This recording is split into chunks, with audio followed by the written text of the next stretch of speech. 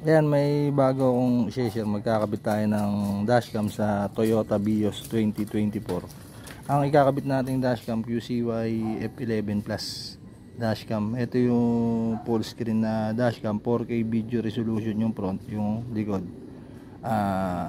Full HD. Ayan. QCY F11 Plus. Ito yung laman niya sa box, QCY F11 Plus. Meron siyang rear view mirror dashcam. Ito yung pinapatong natin sa rear view mirror ng sasakyan. Ito, dito natin siya ipapatong. Papatong lang natin siya, hindi natin siya aalisin. Ayan. Ito yung front camera niya. Ayan.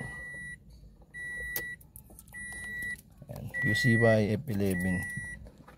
Tapos mirror view na rin. Ayan. Salamin siya.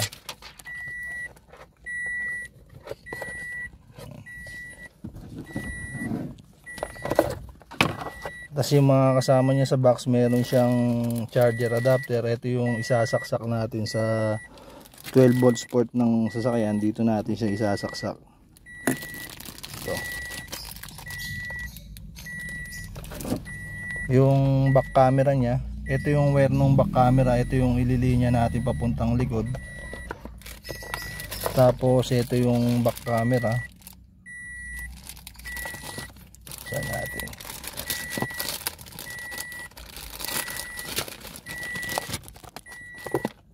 Ayan, ito yung ikakabit natin sa likod, yung sa may plate number sa itaas sa likod. Ayan, magka-connect yan. Ayan, kinukonek yan dito. Ayan, pinaghiwalay muna natin siya. Tapos meron siyang kasamang dual adhesive tape tsaka dalawang screw. Ayan, ituturnilyo natin siya dun sa likod sa may plastic. May dalawang rubber clips. Ayan. Ito yung ipang-iipit natin sa rear view mirror. Yan, ipang-iipit natin ganun yan. Meron na rin siyang kasamang pry toolkit, yung mga pangsundot sa mga gilid. Tapos user manual. Yan, i-DIY natin to sa Toyota Vios 2024. Ayan, kabit na natin. Ayan, ganyan yung una kong ginawa. Ayan, nilagay ko yung rubber clip sa kanya. Kasi papatong natin siya dyan sa rear view mirror. Ayan, naipatong ko na siya. Ayan. Ang susunod nating ilalagay, ito yung charger adapter nya. Ito, ililinya natin to pakanan. Bali sasaksak natin siya rito. Tapos igagano natin yung wire dito sa may kisame, paliko rito. Ayan, pababang ganun. Tapos sa ilalim ng carpet, hindi pala sa ilalim ng carpet, dito natin lalagyan sa ibabaw nito dito. Ayan. Kasi pag sa ilalim di aabot dito, medyo malayo kasi yung 12 volts port nya. Ayan, pakita ko sa inyo. Ayan, ganyan yung ginawa ko. Sinaksak ko muna siya, tapos pinagapang ko yung wire dito sa kisame. Ayan, nakaganyan siya. Pinasok ko yung wire dito sa taas. Ayan.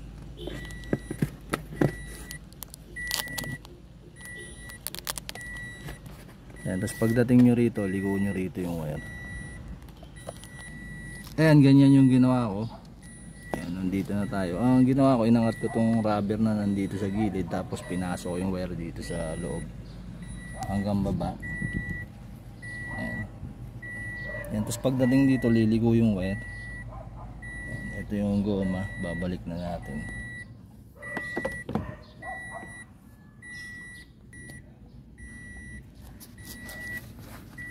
Tapos yan, pagliko natin dito, ayan, meron yung takip dito sa pinipindot yun sa may ilalim. Pipindutin nyo para maalis. Tatlo yan.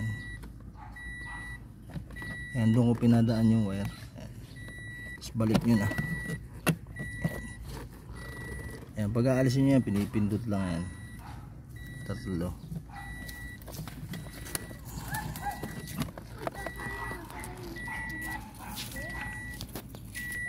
Ayan, Tapos inilalim ko rito. Ayan, pag ganun. Inilalim ko yung wire dyan. Tapos ayan na siya. Nakasaksak na. Ayan, ilalim nyo yung wire dito sa may ilalim nito. Ayan, pag ganun. Tapos dito yung wire dito. Ayan. May pagkakapitan naman dyan. May pagtatalian na parang wire din. Ayan, di natin kasi kita yung sa camera. Na meron diyang wire na pagkakapitan, tali nyo na lang dun yung wire. Ayan, para hindi siya lumawlaw. Ayan, para hindi gumanyan. Ayan, may pagkakapitan ditong wire. Ayan, ayan, tali nyo dyan.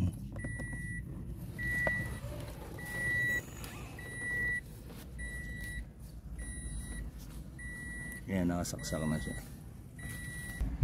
Yan, lagyan nyo ng konting allowance tong wire na to. Dapat hindi siya banat para hindi nababanat yung saksakan. Tapos ito na tayo, ikakabit na natin tong back camera. Ito ililinya natin sa kesame, papuntang kaliwa naman.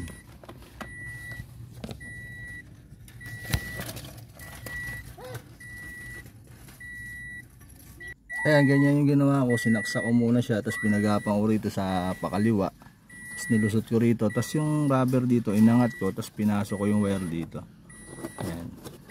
Sa likod ganun din, iangat nyo yung rubber para mapasok nyo sa loob yung wire. Ayan, nandito na tayo sa dulo. Ang ginawa ko dyan, inangat ko yung ano.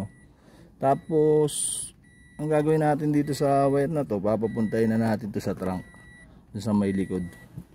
Ang ginawa ko dyan, nilusutan ko ng alambre. Ito, papuntang trunk. May butas dyan. Ayan, ito na yung rubber nangat ko. Kasi hilahin na natin yung wire sa papunta ron sa likod. Ayan, ito yung butas nya. Ito na sa may likod. Iaangat nyo lang to. Angat nyo lang yung takip na nandito. Tapos ayun yung butas nya. Ito na yung alambreng nilusot natin. Ayan na yung alambre. Ayan, hilahin natin yung wire papalabas dito. Ayan, ganyan yung ginawa ko. Ayan, tinalian ko ng electrical tape yung dulo ng wire para mahila natin papunta rin sa labas. Ayan, ito na siya. Hilahin na natin.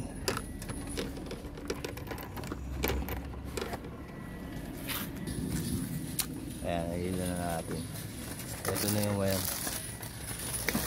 Ayan, hilahin nyo na lahat.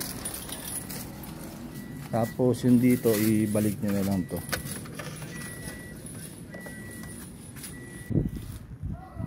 Ayan, nahila ko na yung wire. Tapos ito, papagapangin natin to papunta rito sa likod. Ayan, isusunod natin yung wire dito. Ayan, dyan, susunod natin. Nanggal ko pala yung cover dito sa likod. May cover yan. Ito. Ayan, may cover siya yung ganyan. Ayan, naka-cover. Ayan, tatanggalin yung cover na yan. Ayan, madali lang naman tanggalin yan. Kailangan meron kayong pry tool kit. Ayan, yung pang ganito. Ito. Yung pang alis nito. Ayan, pag aalisin nyo lang naman yan, nakaganyanin nyo lang siya. Ayan. Susundutin nyo lang siya ng ganyan, tapos igaganon nyo.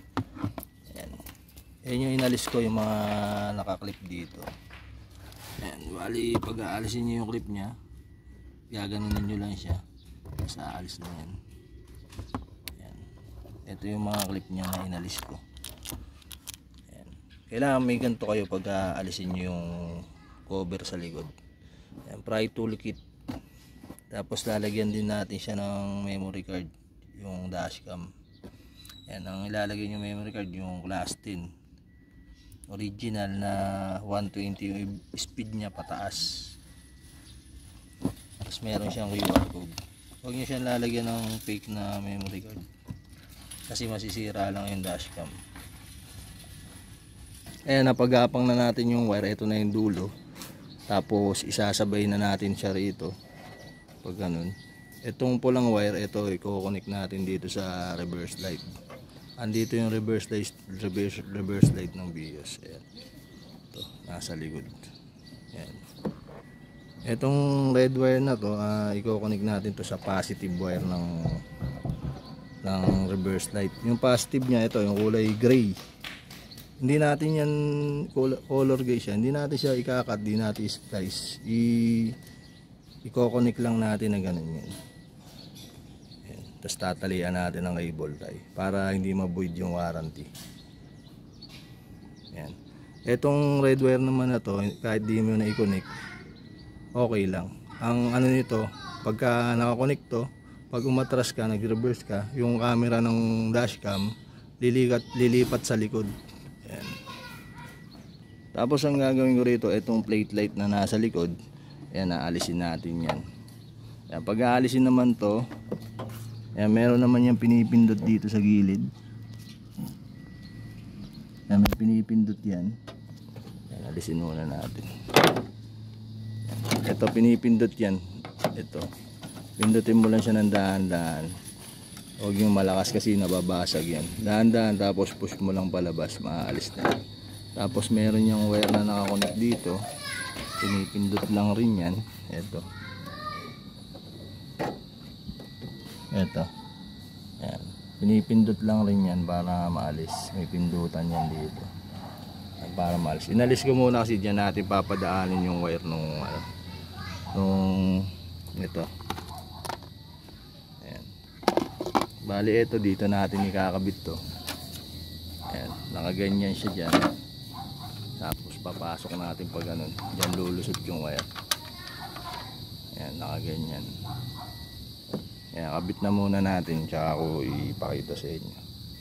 Ayan, ganyan yung ginawa ko. Nilusot ko yung wire dito sa loob. Ayan, palabas. Tapos ipapasok natin dito yan. Ayan. Bali ang mangyayari, dito natin iipitin yung wire. Kasi dito medyo maluwag. Ayan, nakaganyan siya. Para pag nilagay mo yung plate light, ayan, kasi nandyan yung lock. Kaya makita nyo may space dyan. Para pag nilagay nyo yung plate light, ayan, dito siya naka sa baba.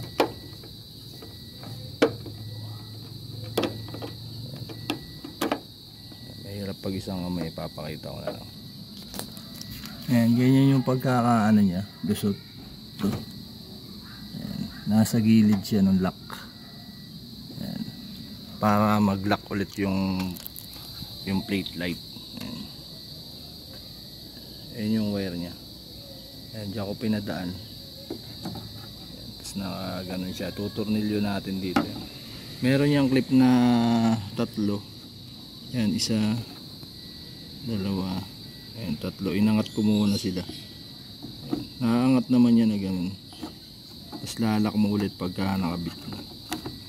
Ang gagawin natin dito, tuturnilyo natin. Ididikit muna natin ang dual adhesive tape, tapos tuturnilyo natin.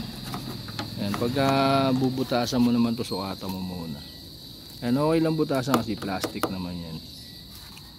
Ayan, ganyan lang yung pinambutas ko. Ito yung screw na matulis. Hindi nyo na kailangan ng barena. Ayan.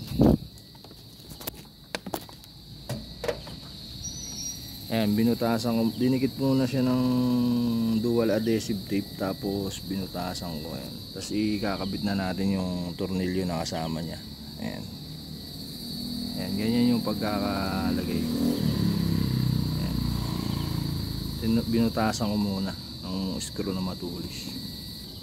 Ayan, ganyan yung ginawa ko sa red wire. Pinutol ko, tapos sinakto ko lang. Tapos nilusot ko dun sa color gray na wire. Nilusot ko lang yung ano yan. Tinalupan ko lang yung wire na red, hindi yung gray wire. Wala kayong gagalawin sa wiring ng BIOS. Ayan, para hindi siya ma-void yung warranty niya. Ayan. Tinalian ko lang ng cable tie yan. Ayan, dito nakakabit yan. Ayan, pagka alisin nyo, may pinipindot naman dyan. Ito, pinipindot to. Pindutin nyo lang ay maalis nyo. Ayan, pinipindot siya. Ayan, Gaganon mo lang. Ayan. Kasi ito itatali na natin to. Ayan, naitali na natin yung wire. Ayan, tinalian ko ng cable tie. Ayan, susunod nyo lang sa wire na yan. Ayan, sunod nyo dyan. Tapos pagdating dito, lagyan nyo ng ply. Susunod nyo rin dito sa wire na to. Kasi wag nyo ibabanat para pag sinarado yung pinto, hindi siya mapuputol. Ayan. Kailangan nakasabay dyan. Ayan, nakasabay dito. Ayan. Tapos yung mga sumobrang wire, ito tinali ko ng cable tie. Ayan, para nakaayos, hindi siya nakakalat. I-roll nyo lang, tapos tali nyo ng cable tie. Kasi ito na yung dulo nung sa dashcam, tsaka dulo nung back camera. Pagkakabitin natin yan. Yan, pinagkabit ko sila, tapos tinalihan ko na rin ang cable tie para hindi mahugot. Ayan, ito na. Ito na yung kinabit nating camera. Ayan, back camera yan. Ayan. Okay na, titingnan natin yung kuha niya. So dito ibalik nyo na to. Ayan. Tsaka yung takip ibabalik natin. Ayan, testing na natin yung kinabit natin na dashcam. Ayan, on natin yung sasakyan. Ayan. Ayan, pagka inon natin yung sasakyan, mag-on na rin yung dashcam. Ito yung kuha niya sa rear. Ayan. Ayan. Ayan, medyo gabi na. Madilim na. Ayan. Kuha niya sa rear. Ayan. Tapos naigagalaw siya. Pwede mong taasan, pwede mong babaan. Pagka maglilipat ka sa front, swipe mo lang ng papuntang left. Ayan, pwede silang double. Ito front, ito back. Ayan.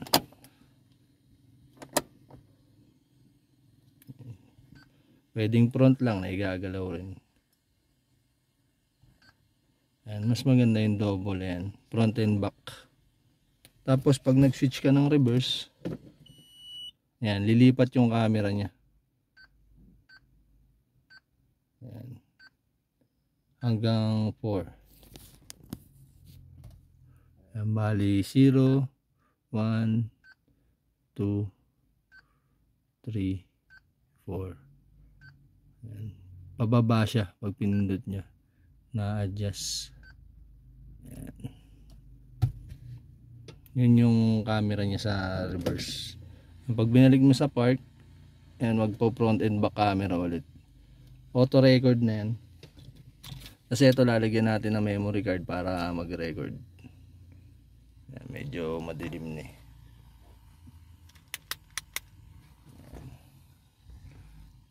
Ito lalagyan natin yung 32 GB memory card. Yan, nakita nyo naman madilim, pero yung kuha ng dashcam malinaw. Yung CY F11 Plus dashcam.